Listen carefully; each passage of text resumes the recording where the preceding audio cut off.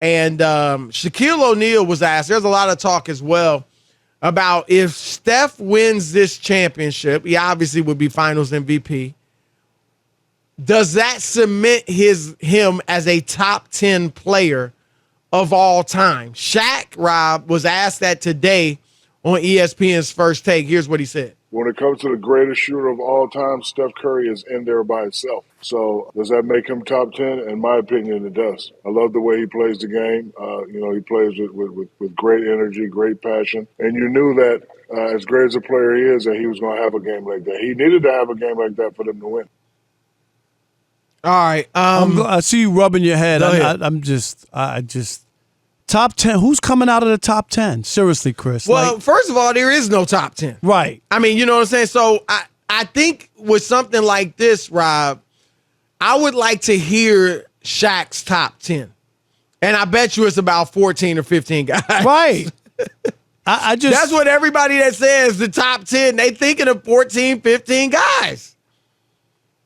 And here's what I'll say. I do think he'll be in that conversation. I do think he will be in that conversation. Because, Rob, like when you're comparing greatness and who's better, it's kind of like the MVP award. And I guess this is good because there's no definitive standard, I guess, right? Obviously, there are things you have to achieve and accomplish and win and numbers you need to put up and all that. But I would say this, when you're talking about the best ever, especially guys at different positions with different skill sets, you have to look. It's not about who would win a game of one-on-one. We had Tracy McGrady on here. And I think most people, if not all people, would agree that LeBron James is the best player of this era. And Tracy McGrady said he wouldn't beat all these players in one-on-one. He wouldn't be the best player in one-on-one. Right. But he's still the best player. So it's not a game of one-on-one. Rob, it's not a check in my book. It's also not a checklist of skills. Shooting, dribbling, ball handling, hook shot, drop step. That's not it either. Because if we did that, David Robinson probably, just thinking off the top of my head, Rob, beat Shaq in a checklist of skills. But obviously Shaq was better than David Robinson. So I don't think it's that either. I think the one thing you can latch on to is impact. They have impact in different ways. Shaq did it with dominance on the block and dunking on guys. You know, Steph does it with his shooting and his movement and all that. Ball handling to some degree, passing to some degree. Magic Johnson did it with his passing and his leadership and his court vision. So guys do it differently. So I think you have to look at impact. So I do think he would be in the conversation of those, 14 or so guys, Rob, that you put in that conversation. And then it's up to the individual, to make their arguments. But I think he'd be in the conversation. That's what I'll say. I can't say he'd definitively be in there.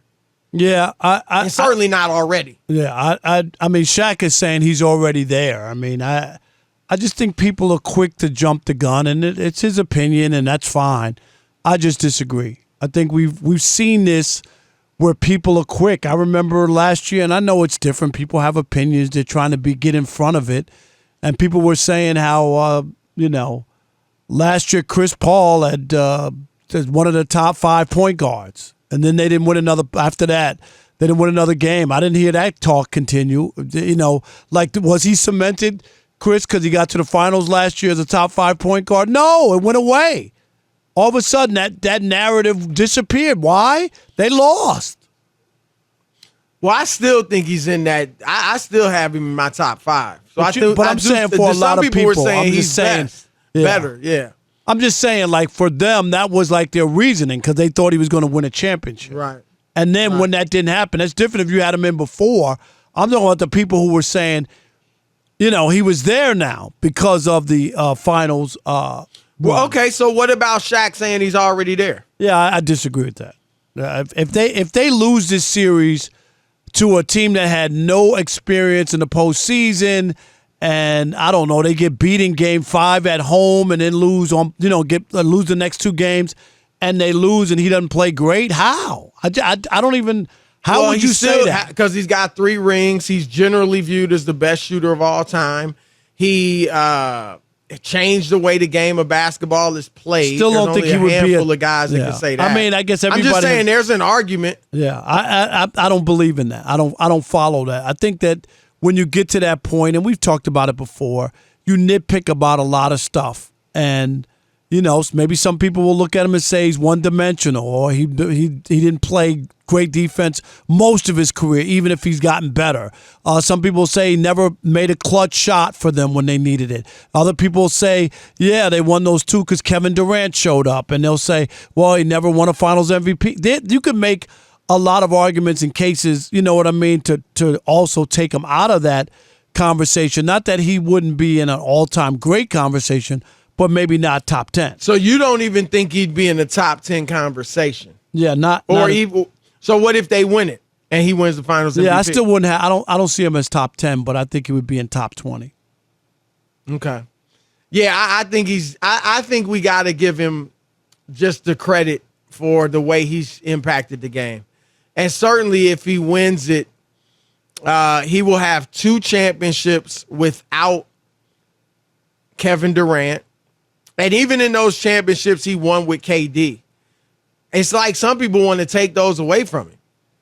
Do we take Magic's early championships away because Kareem was the best player? I told you before, I'm not into taking any. It happened. You could look at it. We're not taking him away, but people want to discredit him to some degree for it. Well, I wouldn't. I don't do that at all. I mean, he was great in those finals. Yeah, my only thing is if you're nitpicking and you're talking about trying to stack people up, then you start to look at some things. That I think that's natural to try to examine some stuff and figure out exactly how it figured out and how it came together and what went on. You know what I mean? Like there's a degree of difficulty. Did everything just fall into place for him? No, he went through. It's like if the Celtics win and Jason Tatum plays great, Chris, the last 2 games and they win, he's going to get a lot of credit. And people are going to say, man, look at the road that they went through. Look, they beat Giannis after they lost. They came back and they beat Giannis in 6 games after losing game 5 at home. Oh, they knocked out the Heat, the number 1 seed in the East, in 7 games after losing a big game 6 at home. They went on the road and won that. After losing game 4 at home to the Warriors, they came back and won game 5, and Tatum had 45 in game 5 in San Francisco. Does that raise your stock? Absolutely, depending on how it plays out. So I'm a different guy. I'm way more on giving guys credit for what they've done. But when we talk about and throw around the greatest of all time or one of the all-time greats, I'm a little more reserved, and I really want to make sure that when we crown all these people that they really, really deserve it, and we're not just getting caught up in the moment. That's it. Yeah, I think, look, Steph has done enough in his career to, for us to have the debate, the argument. I mean, I think you're right. Obviously, we've talked about that ad nauseum. You do nitpick when you're talking about separating the elite of the elite. And a lot of the things you pointed out that people could nitpick about Steph, they could nitpick about all the others too, or many of the others, most of the others in that top 10 discussion. I know this: if he wins this championship, he will be one of only 2 players to win multiple championships without a top 75 teammate. The other one being Kobe. So that's saying something right there.